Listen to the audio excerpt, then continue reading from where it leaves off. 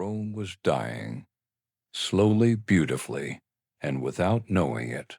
The Republic, that grand experiment in shared power, had stood for nearly 5 centuries.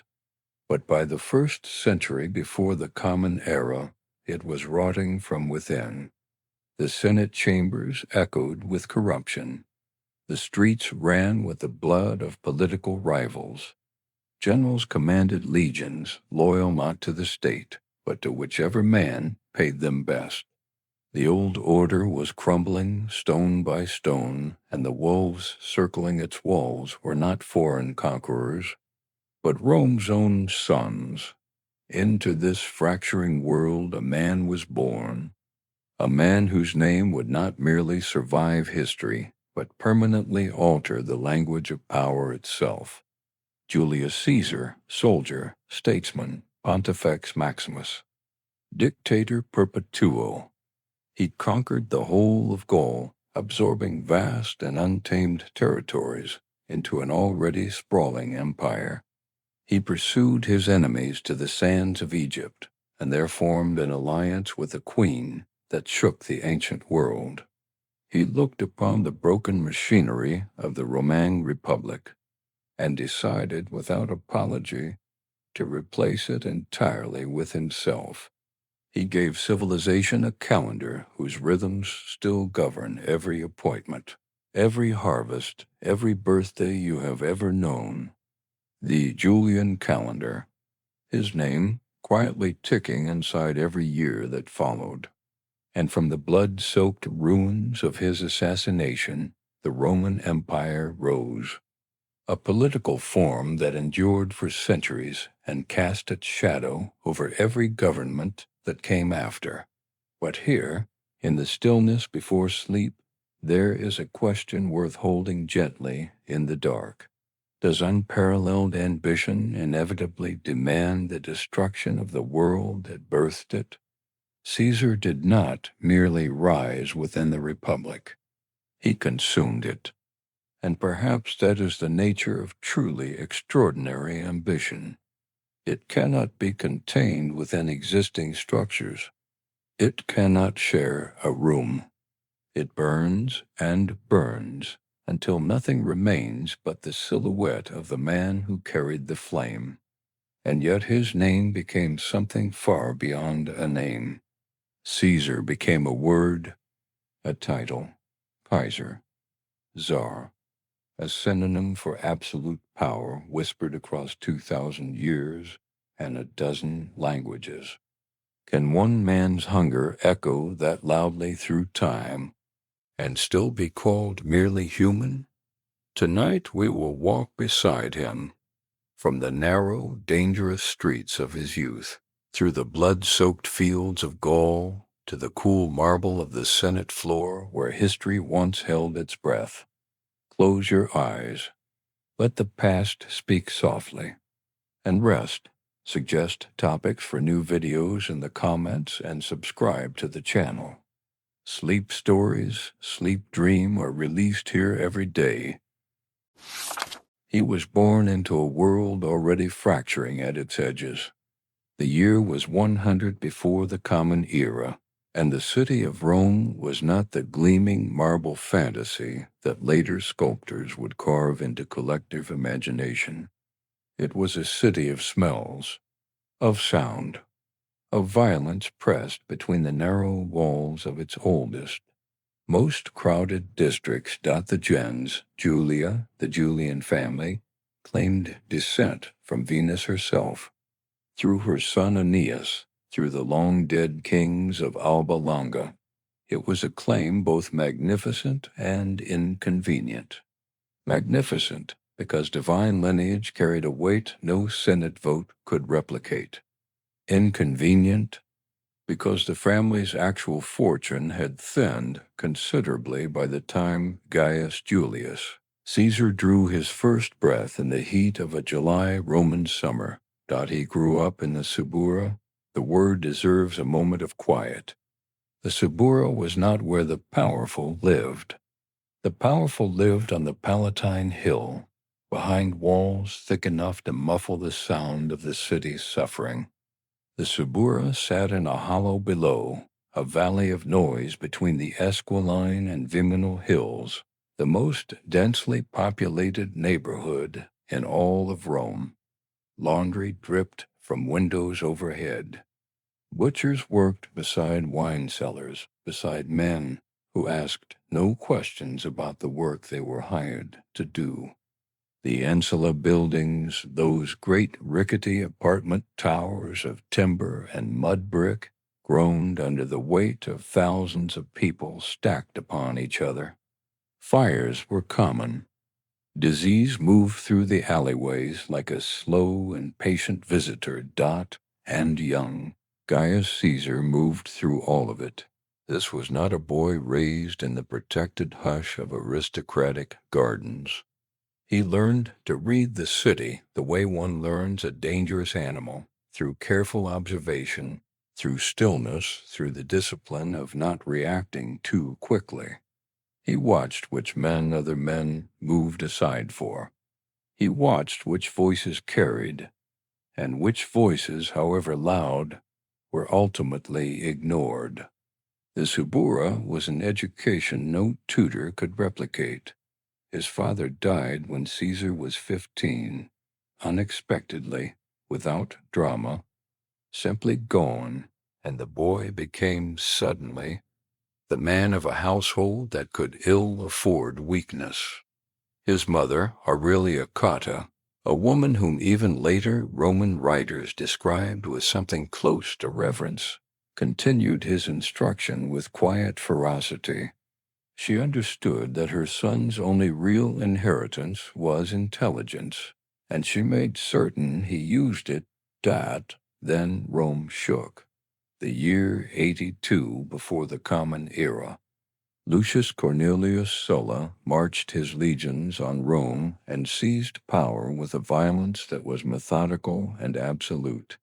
He published his proscription lists of names, men whose heads could be legally removed from their shoulders and displayed in the forum for the price of a reward. Caesar was married.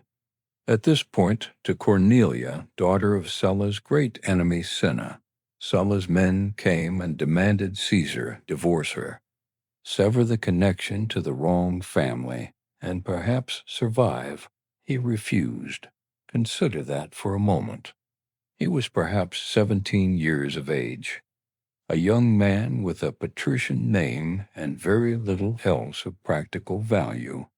And he looked at the most ruthless man in the Roman world, a man who was currently decorating the forum with the heads of senators, and he said no. He fled into the Sabine hills, moving by night, bribing his way through Sulla's patrols, hiding in places that no man with options willingly inhabits. Eventually, through the intercession of the Vestal Virgins and his mother's family connections, Caesar was granted a grudging pardon.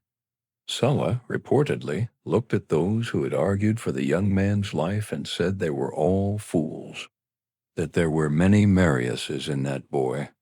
It was a warning dressed as an insult. And it was entirely correct. Caesar traveled east to the province of Asia and did what young men of his class did when their options in Rome were exhausted. He served in the military. Under Marcus Minucius Thermus, the governor of Asia, he distinguished himself at the siege of Mytilene on the island of Lesbos, and was awarded the Corona Civica, the civic crown, a wreath of oak leaves given to a soldier who had saved the lives of fellow citizens in battle. One of Rome's highest military honors. The man who wore it was entitled for the rest of his life to have senators rise to their feet when he entered a room. He wore it. He remembered what it meant. Then came the pirates. In 75 before the Common Era. Sailing across the Aegean toward Rhodes, where he intended to study rhetoric under Apollonius Molon, his ship was intercepted by Cilician pirates. They assessed their captive and demanded a ransom of 20 talents of silver. Caesar laughed at them. He told them with the calm of a man stating a geographical fact that they had no idea who they were dealing with. He demanded they raise the ransom to 50 talents. He was worth at least that much, he informed them. For 38 days, they held him. During those 38 days, Caesar lived among his captors with a composed authority that must have been disorienting for men accustomed to frightened prisoners. He composed poetry and read it aloud, demanding they applaud. When they did not applaud with sufficient enthusiasm, he told them they were barbarians with no appreciation for literature. He played games with them. He joined their exercises on deck dot, and every night, in the even voice of a man noting a future arrangement, he told them that when he was released, he would come back and crucify every single one of them. They laughed. They thought the young Roman was performing bravado to preserve his dignity. It was not performance. The ransom was paid. He was released. Within weeks, he had organized a private fleet, sailed back, found them, and captured them. He took them to Pergamon and awaited the governor's decision. The governor was slow. Caesar, unwilling to let bureaucratic delay soften the conclusion of this particular story, returned to the pirates and crucified them himself. In a recorded gesture of peculiar mercy, he cut their throats first, so that the death would come faster. He had told them exactly what would happen, and it had happened exactly as described. He returned to Rome after Sulla's death loosened the political atmosphere, and began, with the patience of a man who has already mapped the entire terrain, the long climb upward through the cursus honorum, the traditional sequence of Roman political offices. He spent money he did not have. He borrowed heavily from the enormously wealthy Marcus Licinius Crassus, and from anyone else who calculated that lending to Caesar was a reasonable investment. He served as military tribune. He was elected quaestor. He served in further Spain, where he saw a statue of Alexander the Great, and by one ancient account, wept, because Alexander had conquered the known world by Caesar's current age, and Caesar had not yet done anything comparable. He was elected aedile and produced games of such spectacular extravagance that Rome spoke of them for years. He argued cases in the forum with rhetoric so precise that Cicero, the greatest orator of the age, acknowledged in writing that only Caesar threatened his supremacy. Then, in 63, before the Common Era, he ran for Pontifex Maximus, High Priest of Rome, a position of immense religious authority. He had borrowed so much to fund this campaign that a loss meant not merely political humiliation, but total ruin. The evening before the vote, he told his mother, who was weeping with anxiety, that he would return home as Pontifex Maximus, or not return at all. He won. He moved into the Domus Publica, the official residence of the Pontifex Maximus, in the Forum itself. His mother moved with him, and the young man from the Subura, who had refused Sulla, survived proscription, been taken by pirates, and then crucified them, wept at Alexander's statue, and borrowed enough to purchase the loyalty of half a city, stood at the edge of a power that was, as yet, only beginning. And in the texture of all of this, there is a question that does not resolve itself easily. What is audacity, truly? Not the theatrical kind, not the bravado of men who bluster because they are afraid, but the deep structural kind, the kind that looks at a pirate holding a blade and calculates the exact timber required for a cross, the kind that says 50 talents, not 20, because it knows its own value before anyone has agreed to acknowledge it, the kind that borrows money it cannot repay and climbs a staircase that should not hold its weight, because it has decided with absolute interior certainty that the staircase will hold. Caesar laughed with those pirates for 38 days. He learned their names. He played games with them on the deck of a rocking ship in the Aegean sun, and the entire time, with the patient precision of a craftsman, he was measuring the wood for their crosses.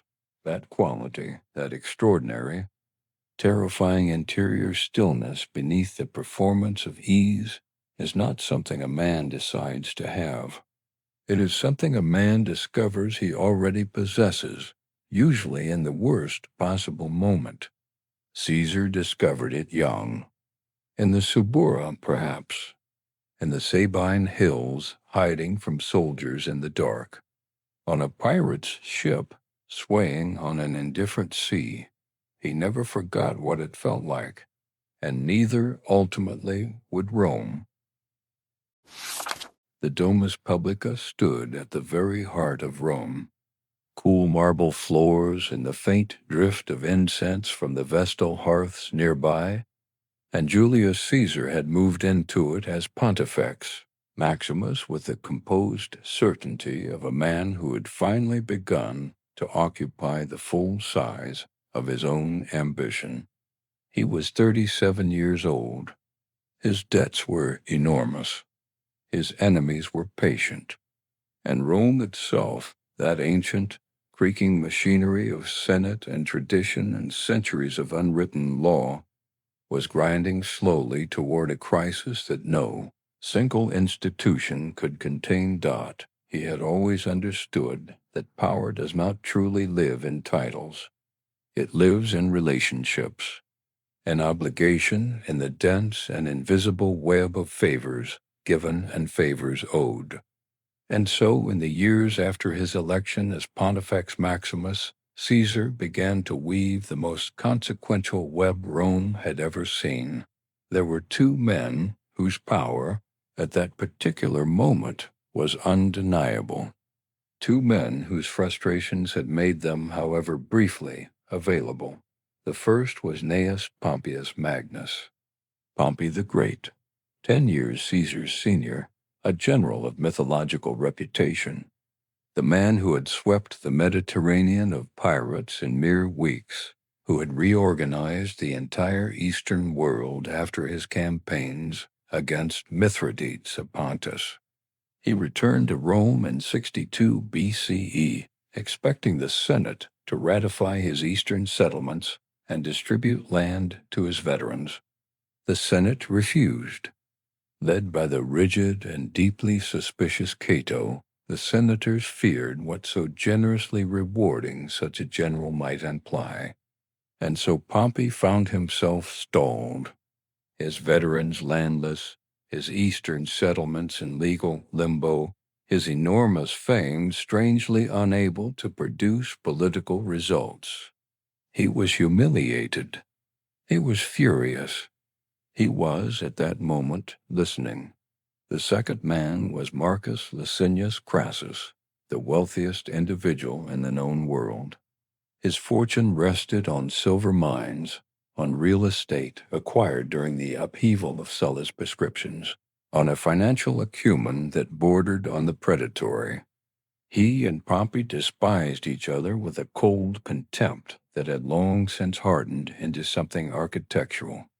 But Crassus, too, had ambitions the Senate blocked. He wished to renegotiate contracts for Roman tax collectors in Asia, who had overbid their arrangements and faced ruin. The Senate refused, and Crassus had begun to understand that wealth without political leverage was simply numbers on a ledger. Caesar saw it with the precision of a man reading a battlefield. Two of the most powerful figures in the Roman world, each blocked by the same wall of senatorial rigidity, each possessing precisely what the other lacked. Pompey had the soldiers, Crassus had the money, Caesar had the plan, and the singular ability to sit across a table from rivals and make them feel, however briefly, that cooperation was more profitable than competition. What he proposed was simple in concept and revolutionary in implication. They would act together, quietly, without formal announcement. A private arrangement between three men whose interests at this precise intersection of history aligned more powerfully than their rivalries divided them. This arrangement, which history would name the first Triumvirate, was not decreed in the Senate. It was not inscribed in Roman law. It was agreed upon in closed rooms, over wine, in lowered voices. A shadow government, a quiet revolution dressed as friendship, and Caesar sealed it with something far more binding than promises. He gave Pompey his daughter, Julia, his only child, a woman of notable warmth and intelligence, was betrothed to Pompey the Great, a weathered general and a young bride, and between them a living knot of political alliance that would hold for a few fragile years. With his coalition assembled, Caesar turned to the consulship. The election of 60 BCE was approached with the precision of a military campaign. He spent money he did not have with the ease of a man who has decided debt is simply the cost of the future. He worked the tribal networks that organized Roman voting, cultivated the guilds, the veteran communities, the neighborhoods. His manner was a weapon. That low, unhurried warmth, the way he remembered names and family histories, the way each man felt that his concerns and Caesar's were one. Crassus provided the financial architecture. Pompey's veterans moved through the city with quiet, unmistakable gravity. Caesar's charisma provided the momentum. He was elected consul for 59 BCE. His colleague was Marcus Calpurnius Bibulus, a conservative deeply opposed to everything Caesar represented, and almost entirely outmaneuvered before the year had formally begun. The Senate, anticipating Caesar's victory, had assigned the incoming consuls a deliberately insulting portfolio, the supervision of forests and rural roads. Caesar set this aside without visible reaction. He had other plans. Bibulus attempted throughout the year to obstruct, invoking unfavorable religious omens to invalidate proceedings. He eventually retreated inside his own house entirely, issuing futile edicts from behind closed doors while the city moved forward without him. Roman wits began dating documents not to Bibulus and Caesar, but simply to Julius and Caesar. The central challenge of Caesar's consulship was the land question. Pompey's veterans remained without the farms they had been promised. Caesar drafted a bill distributing public lands in Campania to the soldiers and to Rome's landless poor. He brought it first before the Senate. The debate became a war of attrition. Cato spoke against it endlessly, a filibuster of pure and stubborn principle, and Caesar, running short of patience, had him briefly arrested, an act that stunned the chamber into breathless silence before Caesar relented. The Senate would not pass this bill. Caesar had perhaps known this from the beginning. He took the legislation directly to the people, to the Comitia Tributa, the popular tribal assembly. This was constitutionally permissible, ancient precedent, but it was deeply threatening to the senatorial class, who understood that assemblies moved by spectacle and direct appeal, and Caesar performed spectacle better than almost any man alive. On the day of the vote, Pompey's veterans filled the forum in great, weathered numbers, their bearing an unmistakable message.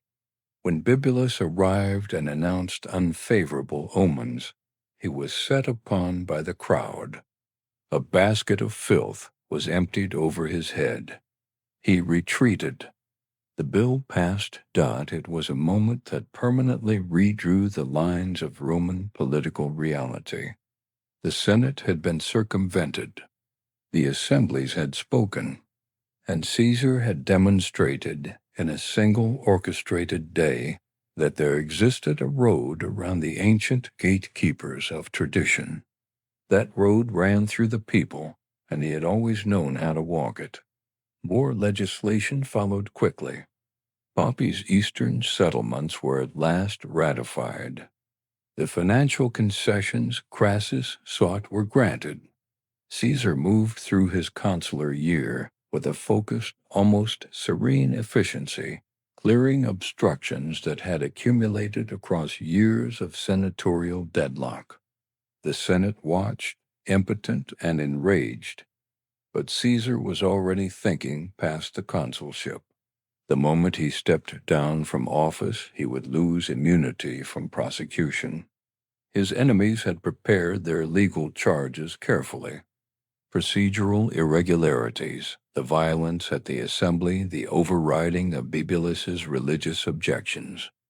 A conviction could end his career, his freedom, and so he needed what every endangered Roman statesman of military temperament eventually required: a command, an army, and the open distance of a frontier.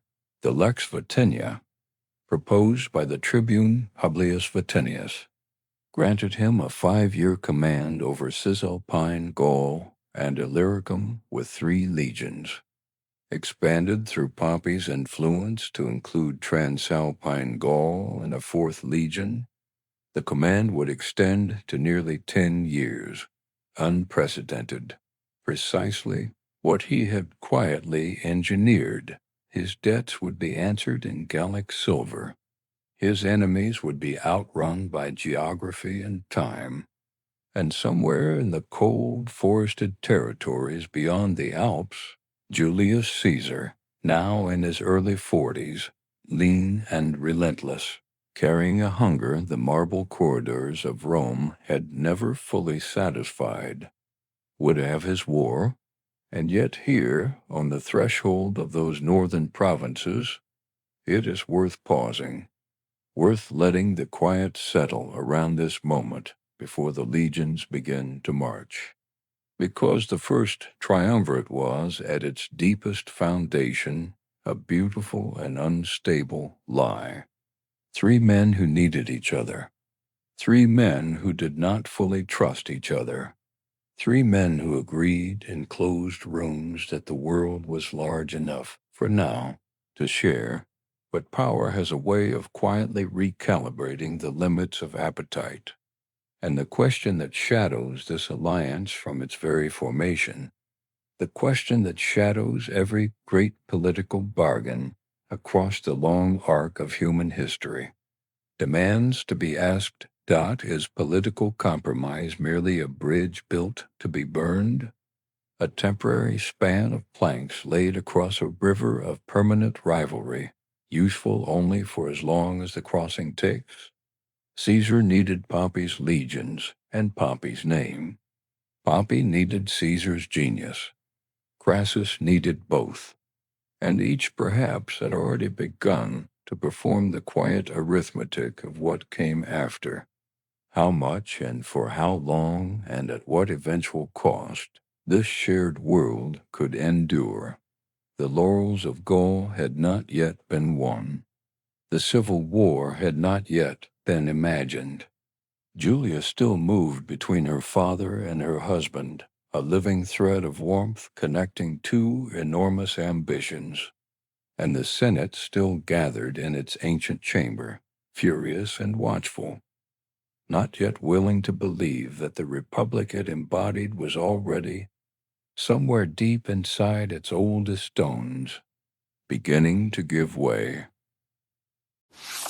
He rode north out of Rome in the spring of 58 before the Common Era, leaving behind the debt-laden marble corridors and the whispering senators who believed they had simply sent him away to die slowly in the cold mud of the frontier provinces.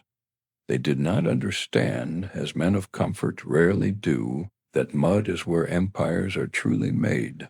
Gaul lay before him, not the tamed half-Roman province of Transalpine Gaul that had long grown comfortable with Roman traders and merchants. Beyond that thin strip of civilization lay the vast forested interior, a world of 100 tribes, each with its own kings, its own gods, its own iron swords. A world that had never truly bent its knee to Rome.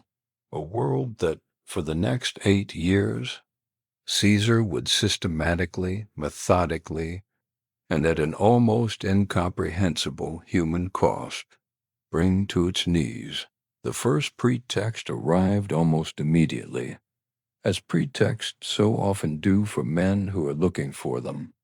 The Helvetii, a large and restless confederation of tribes, were preparing a vast migration westward through Roman-allied territory. 368,000 people were on the move. Caesar blocked their passage, then met them at Bibracte in open battle. The slaughter was devastating. Of the original 368,000, barely 110,000 were permitted to return to their homelands. Caesar noted the numbers in his dispatches with the calm, clean precision of an accountant settling a ledger. He did not stop. He never stopped. The Germanic chieftain Ariovistus had encroached upon Gallic territory for years. Caesar met him first in negotiation, then in battle. His men were afraid. The stories of Germanic warriors carried a particular ancestral terror. Caesar dismounted and walked among his legions and told them, with quiet certainty, that he would march against Ariovistus with the 10th Legion alone, if the others lacked the courage to follow. They followed. They always followed. 57 before the Common Era. He turned against the Belgae, the fiercest of all the Gallic peoples. At the Sabes River, the Nervi launched a surprise attack of such fury that Caesar's lines almost broke entirely. He seized a shield from a soldier at the rear, pushed to the front line, called officers by name in the chaos, and reformed the battle by sheer force of personal presence. The Nervi were broken. Their senate, once 300 men, was reduced to 3. He moved against the coastal tribes. He built a fleet because there was no fleet, and destroyed the naval power of the Veneti in a single afternoon. And then came the Rhine Dot in 55 before the Common Era. He built a bridge, not a crossing by boat, not a ford, but a full engineering bridge spanning the great river that the Germanic world considered uncrossable. Constructed in 10 days by his legions, working with iron tools and raw timber. He crossed it. He spent 18 days demonstrating Roman power on the far bank. Then he crossed back. Then he tore the bridge down behind him. The message was not conquest. The message was far more terrifying than conquest. The message was a whisper delivered in fire and silence. We can reach you. Wherever you are, whatever river you believe to be your protection, we can reach you. Within weeks he sailed for Britain, the island at the edge of the world. 2 expeditions in 55 and 54 before the Common Era. The first was a reconnaissance in force, a landing on shingle beaches against fierce native resistance, a retreat to Gaul when storms damaged his fleet. The second was larger, deeper. He crossed the Thames, defeated the great chieftain Cassivellaunus in his own territory, extracted tribute, promises, and hostages. He did not stay, but the psychological impact across the Mediterranean world was extraordinary. He had gone to the edge of the known world and returned, having walked on ground that no Roman army had ever touched, beneath skies the color of iron, on an island that poets had debated whether it truly existed at all, and Gaul was not finished. In the winter of 54 and 53, the tribes rose. A legion and a half under Quintus Titurius, Sabinus was annihilated by the Eburones under Ambiorix through a devastating ambush in a forested valley. 15 cohorts, nearly 9,000 men, wiped from the earth in a single morning. Caesar's response was merciless. He hunted the Eburones across their entire territory until they effectively ceased to exist as a people. But the worst was still to come. In 52, before the Common Era, a young chieftain of the Arverni united the tribes of Gaul in a way they had never been united before. His name was Vercingetorix. He employed a scorched earth strategy, denying Caesar's army food, attacking supply lines, retreating when Caesar advanced. Caesar suffered a significant defeat at Gergovia, forced to withdraw and regroup. It was the closest any enemy had come to genuinely stopping him.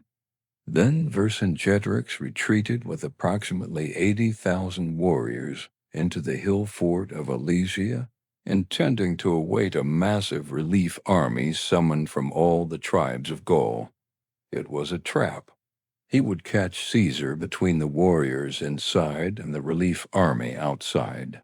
Caesar, with perhaps 50,000 effective soldiers facing an eventual combined force of 250 to 300,000, built 2 walls, a circumvallation, 11 miles of fortifications facing inward, trapping Vercingetorix inside Alesia. Trenches 15 feet wide and 12 feet deep, sharpened stakes, watchtowers, iron spikes concealed in pits, and then a contravallation. 14 miles of identical fortifications facing outward to hold off the relief army.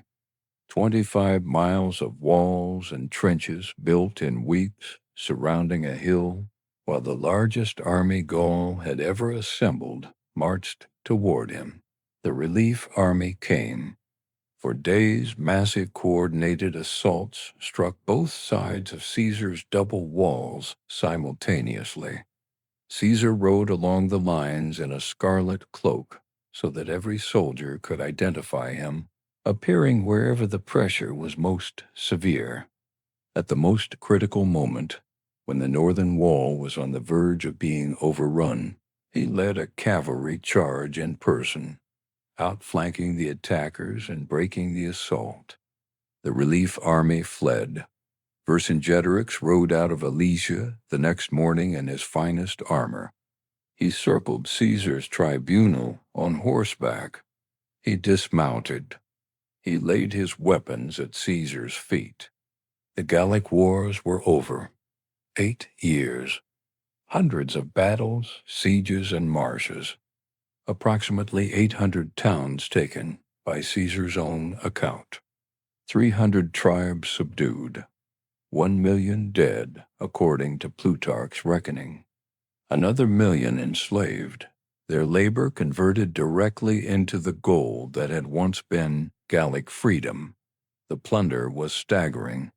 So much gold flooded into Rome from Gaul that the price of the metal in the Mediterranean markets fell by a full third.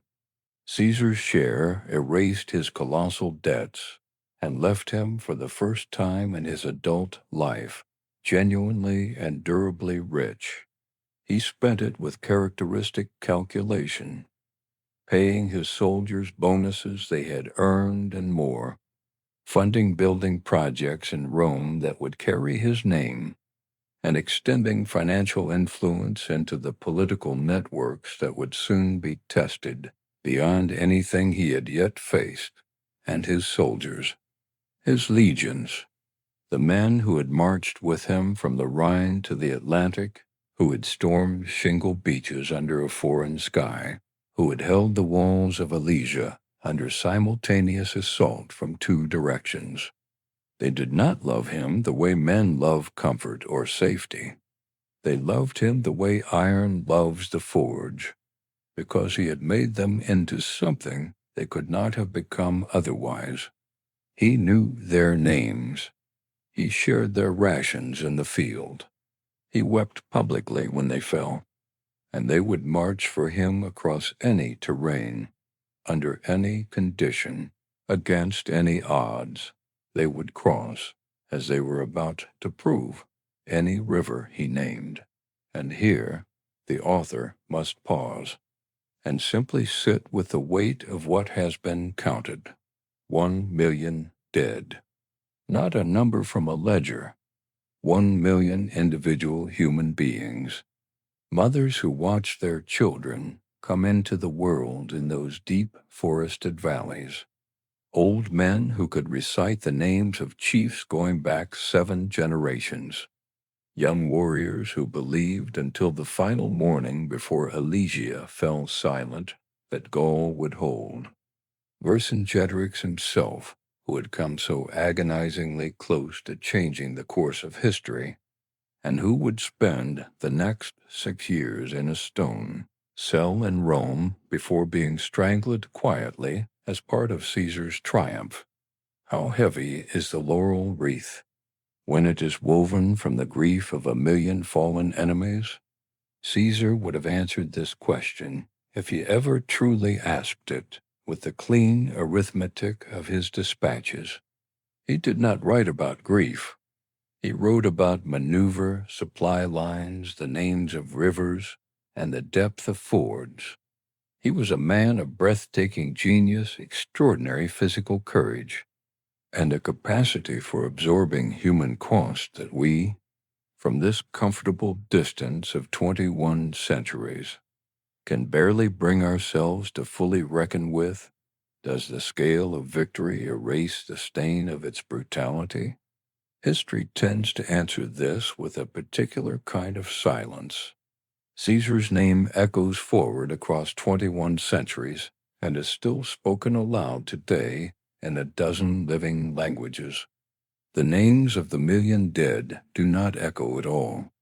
They have been swallowed completely by the same silence that swallowed their villages, their gods, their languages, and their children. And that silence, perhaps, is the most precise and honest answer we will ever receive.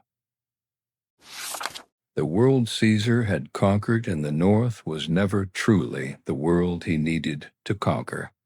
Gaul bled and fell and was rebuilt in Rome's image, and from the muddy northern provinces, Caesar watched the city of his birth begin to tear itself apart with a quiet fury that no barbarian army had ever managed. The first triumvirate, that private, fragile agreement between 3 immovable men, had always carried within it the architecture of its own collapse.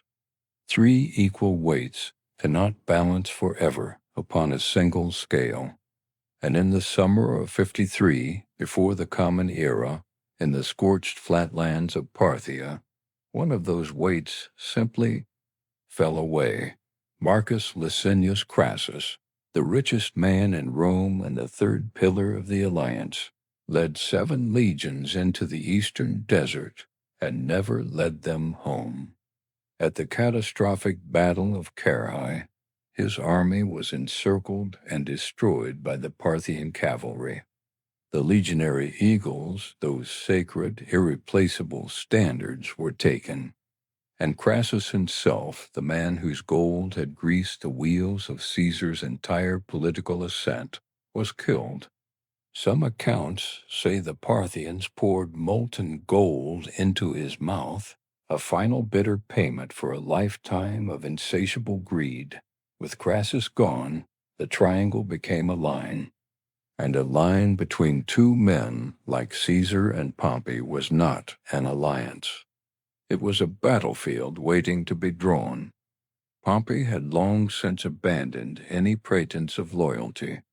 Julia, Caesar's daughter, and Pompey's wife, had died in 54 BCE in childbirth, severing the last human thread binding those two enormous egos together.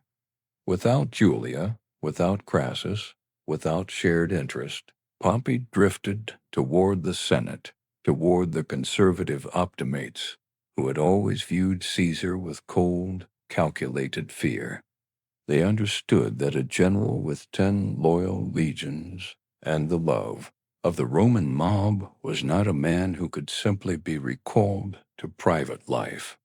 It was a problem to be solved with paper and law and the quiet threat of courts. The ultimatum came in stages, each one more suffocating than the last. Caesar's command in Gaul was set to expire. Roman law was absolute. A general approaching Rome must lay down his army at the city's borders. The Senate, led now by men who were Pompey's allies in everything but name, demanded that Caesar disband his armies and return to face election and possible prosecution. The trap was precisely constructed. Return without your legions, Caesar, and we will bury you in courts. Return with them, and you are a traitor to the Republic. Caesar's allies, the tribunes Mark Antony and Quintus Cassius Longinus, attempted to block every measure. They vetoed, they argued, they pleaded. And on the 7th of January 49 BCE, the Senate passed the Senatus Consultum Ultimum, the final decree. The tribunes fled for their safety, and the message arrived in Caesar's camp in the north, like a blade held quietly to a throat.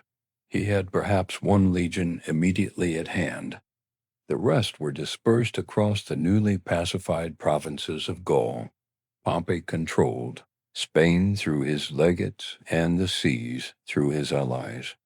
The Senate had years of preparation behind them, and yet there is a river in northern Italy, small and shallow and unremarkable, called the Rubicon. It was, in that era, the legal boundary between the Romang province of Cisalpine Gaul and Italy proper. A Roman general who crossed it with his army was, by the laws of the Republic, committing an act of war against the state itself. The word treason does not quite do it justice, for it carries the full weight of the civilization those laws were built to protect. Caesar paused at the banks of that river. The accounts describe him standing still in the winter dark, thinking, and perhaps that pause, that single, agonizing breath of a man staring at shallow water and seeing an abyss beneath it, is the most human moment in all of his story. He was 51 years old. He knew precisely what crossing meant. He had lived inside Roman law his entire life, had bent it, shaped it, wielded it. He was not ignorant of what he was about to shatter. He gathered his officers. He said, quietly, that they could still turn back, that once they crossed, everything would be settled by the sword. He paused. He looked at the cold water. And then he said it. Those 4 Latin words that would outlast the Republic, outlast his enemies, outlast the civilization that bore them. Alia iacta est. The die is cast. And he stepped into the current. The 13th Legion followed him across. What happened next is the single most remarkable campaign in the ancient world, not because of its battles, but because of their near total absence. Caesar moved with a speed no army of his size had ever matched. Town after town in northern Italy opened its gates without resistance. The populations had heard his name for a decade. They had heard what happened at Alesia, and they had heard, too, of his reputation for clemency, that unlike the Sullas and Mariuses before him, Caesar did not slaughter the citizens of cities that surrendered. He accepted their submission and moved on. The paralysis in Rome was total. Pompey had promised the Senate he could raise armies with a single stamp of his foot. He stamped. The armies did not come. The legions in Italy were untested and deeply uncertain whether they wished to fight against the man who had conquered all of Gaul, Pompey. The Senate and the Optimates did the only rational thing remaining to them. They fled. In January of 49 BCE, the consuls, the senators, and Pompey himself abandoned Rome, the eternal city, the center of the world, without a single battle. Streaming south toward Brundisium and the sea. Caesar entered Rome without drawing his sword. He opened the treasury, which the fleeing senators had not managed to lock, and took what he needed. He appointed allies to govern the city. He established, from the first moment, the language of a man restoring order rather than shattering it. He was the wronged party, driven to desperate measures. He was merciful, measured, and absolutely in control, but he could not let Pompey breathe. A rival allowed to regroup grows stronger. Caesar moved to Spain to neutralize Pompey's western legions before they could be brought eastward. The campaign took weeks, not months. He accepted the surrender of Pompey's generals and released their soldiers. Then he turned east. The two armies met in August of 48 BCE on the plains of Pharsalus in Greece. Pompey commanded nearly twice the cavalry Caesar possessed. Tens of thousands of experienced soldiers, the backing of the Senate, and the wealth of the East. Caesar had 11 legions, veterans of a decade in the north, and he had, as he always had, the absolute certainty of a man who has already decided how the story ends. Caesar studied Pompey's deployment and identified the cavalry threat at once. He drew cohorts from his third line, a maneuver with no precedent in Roman warfare, and repositioned them concealed behind his right flank. When Pompey's cavalry charged, broke Caesar's horsemen, and wheeled to pursue, they rode directly into those hidden cohorts, who drove javelins not at the horses, but at the faces of the riders. The cavalry shattered. Caesar's infantry turned the exposed flank. The third line advanced. The battle became a rout. Pompey fled before the outcome was fully decided. He left his men to their fate. Caesar is said to have walked among the enemy dead and spoken words, preserved by Suetonius, that they had brought this upon themselves, that he would have been condemned regardless had he not sought help from his own army. There is bitterness in those words, and underneath that bitterness, something that sounds like grief. Pompey sailed to Egypt, seeking the protection of young King Ptolemy XIII. But Ptolemy's advisers understood the arithmetic clearly. A defeated man was not useful. The man pursuing him was. And so, as Pompey's boat neared the Egyptian shore, he was invited to disembark. He stepped out. He was stabbed in the back by men he had never met. His head was brought as a gift to Caesar. Caesar arrived in Egypt shortly after. When the head of Pompey the Great was presented to him, the accounts say he turned away and wept. Whether those tears were genuine grief for a man who had once been his son-in-law, his partner, Perhaps in some complicated way, his friend, or the calculated performance of a man who understood the political value of mercy, is a question no historian has ever resolved. Perhaps both things were true at once. What does it mean to stand at the edge of a shallow river, knowing that one step forward will plunge an entire civilization into war? Not the river itself, the Rubicon was nothing, a few dozen cold steps of moving water, but the idea of the crossing, the border between the man who obeys and the man who becomes the law.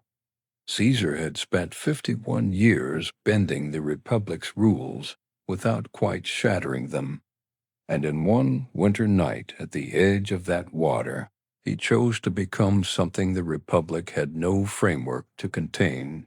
We call it ambition. But perhaps that word is too small, too clean. What crossed the Rubicon that night was not merely a general's calculation about odds and outcomes. It was the final, total, irreversible refusal of an extraordinary mind to accept the limits of an ordinary world.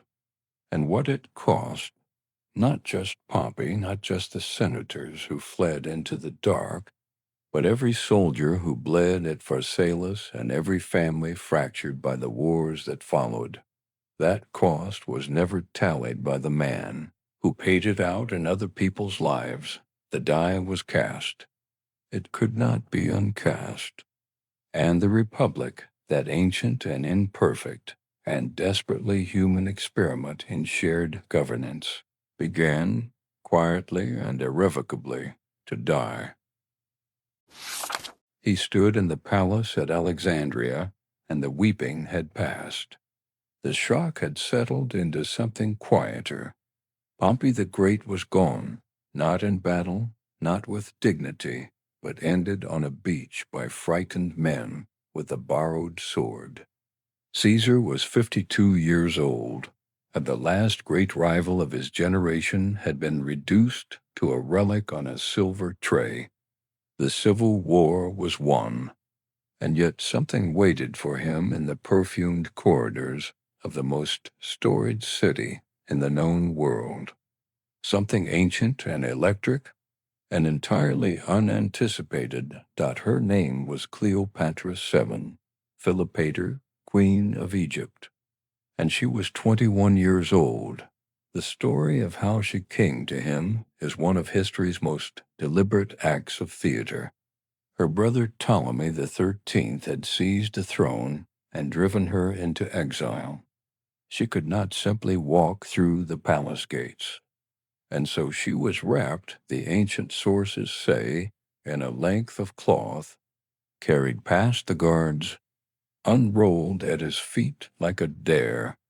What he saw when he looked at her, the historians are careful not to reduce to beauty alone. They write of a presence, a voice that could fill a room the way the Nile filled the delta, spreading outward into every waiting place. She spoke 9 languages. She was the first of her dynasty to speak Egyptian. She was a mathematician, a diplomat, a theologian, and she looked at Caesar the way Caesar had always looked at the world, as something to be understood and then mastered. What began that night was more than romance. It was a covenant. 2 of the sharpest strategic minds of the ancient world, finding in each other a rare and dangerous equality. For Caesar, Cleopatra was intoxicating beyond desire. She ruled the breadbasket of civilization. Her grain fed Rome, and through Egypt's theology, where the pharaoh was a god incarnate, she offered him something the Senate never could, the architecture of divinity. They sailed the Nile together on her royal barge, golden canopies spread against the desert sky, the ancient river moving in deliberate silence beneath them.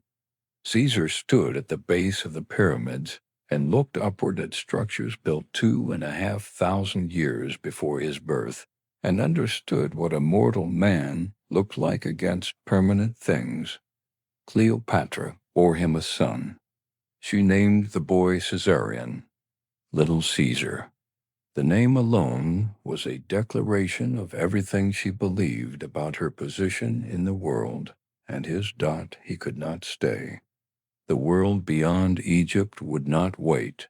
The campaigns that followed were Caesar moving at speed, extinguishing the remaining embers of resistance. In Pontus against Pharnacus II, he fought and won so swiftly that he reduced the entire campaign to 3 words in his dispatch to Rome: Veni, Vidi, Vici, I came. I saw, I conquered. Rome did not need a report. Rome needed a sentence. By 46 BCE, Caesar returned. Rome received him not as a returning general, but as something approaching a force of nature, walking in through the gates. He celebrated 4 triumphs in a single month: Gaul, Egypt, Pontus, Africa. The noise of the crowd ran for days. He distributed grain, staged games of extraordinary scale, and understood that magnificence, deployed correctly, was simply another instrument of governance. Even as the processions moved through Rome, his offices were working. He reformed the Senate, expanding it from 600 to 900 members, filling the new seats with loyal provincials who owed him everything. He established colonies for Rome's landless poor. He initiated public works of enormous ambition: a new forum, a new library, drainage of the Pontan marshes, plans for a canal through the Corinthian isthmus. He was building a Rome large enough to hold an empire. And then he did something that would quietly outlast every stone he ever laid, every battle he ever won. He fixed time itself. The old Roman calendar had drifted so far from the solar year through decades of political manipulation that months no longer aligned with their seasons. Harvest festivals fell in summer heat. Spring rites were performed in winter cold. Caesar, working with the Egyptian astronomer Sazaicins of Alexandria, introduced a new system: 365 days in a year with an additional day every 4 years.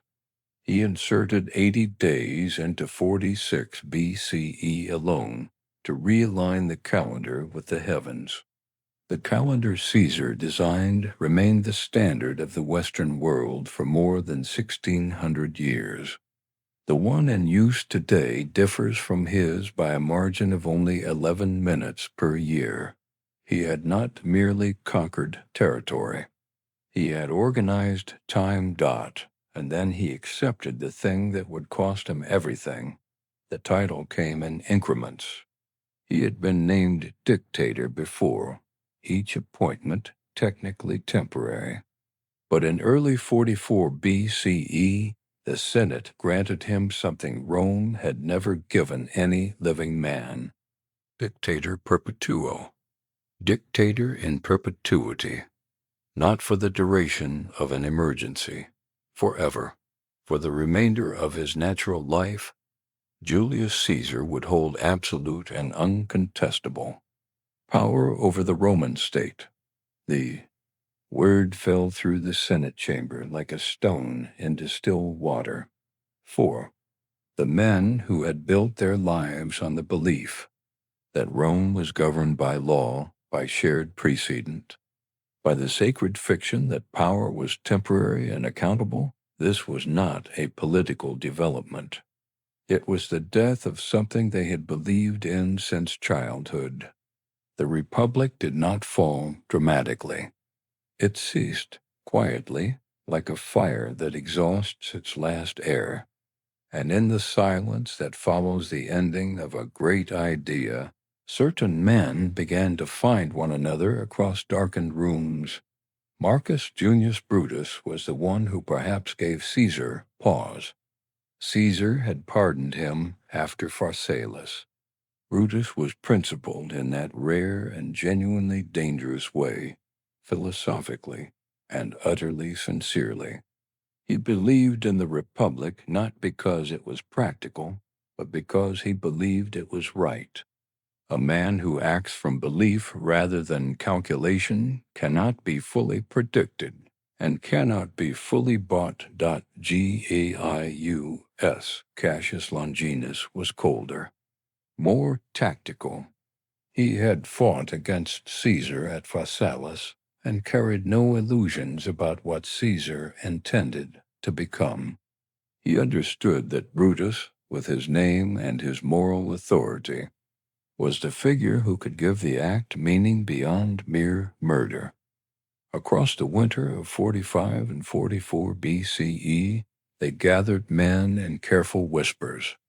They called themselves the Liberatores. What they agreed on was a date, the Ides of March, the 15th. Caesar was to address the Senate that morning before departing for the Parthian campaign. If it was not done now, it would not be done. He had been warned. A soothsayer named Spirina had told him weeks before to beware the Ides of March.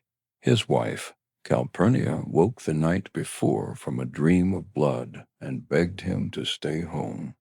He had nearly relented, but Decimus Brutus arrived that morning and told him the Senate was assembled, that it would be an embarrassment to send them home, and Caesar, who had never allowed fear to govern his calendar, rose and walked out into the Roman morning. The theater of Pompey, a hall built in the name of the man Caesar had loved, defeated, and outlived.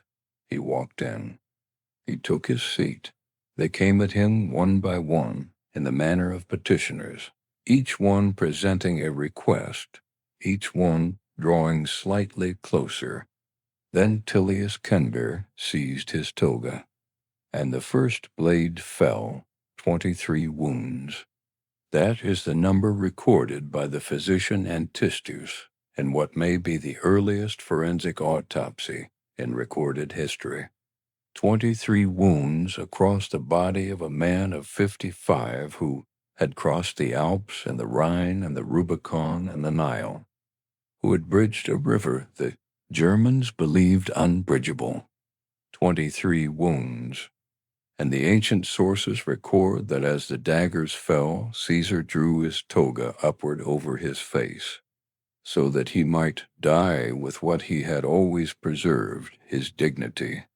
One wound, Antistus determined, had been mortal.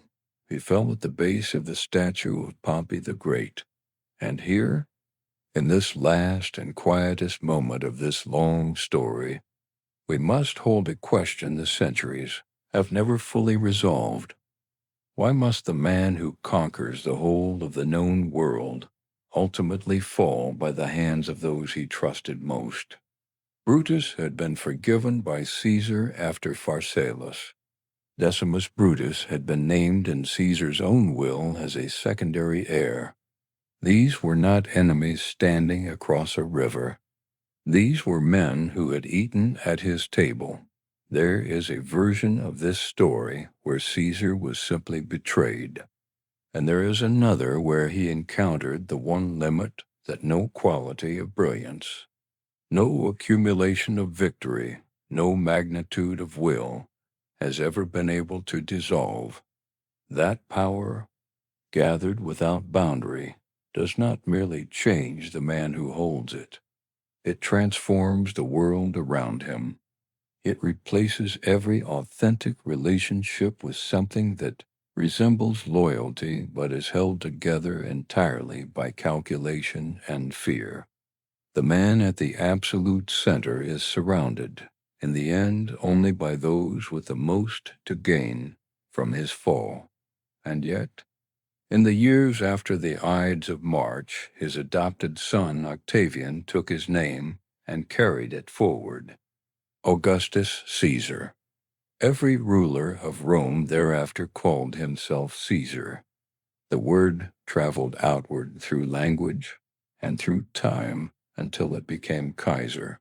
In German, Czar. In Russian, Caesar in Arabic.